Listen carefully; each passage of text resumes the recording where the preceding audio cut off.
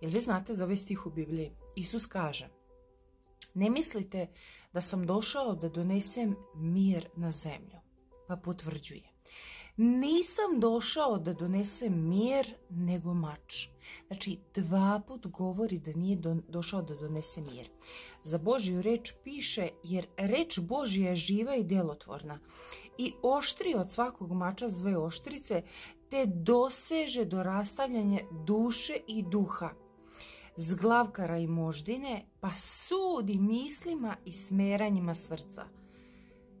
I nema stvorenja koje je nevidljivo pred njim, nego je sve golo i otkriveno u očima onog kome mi polažemo račun. Da nastavimo.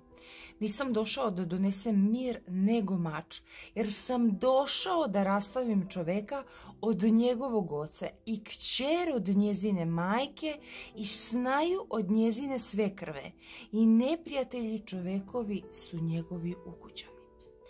Da vam bude jasno, kad budete govorili reč Božiju, to nije reč koja govori Bog te voli, ba to je jedna strana Boga. Kad vi budete govorili u pomazanju, ljudi oko vas će imati demonske manifestacije. Tako da nemojte očekivati mir kad budete propovedali reč Božju.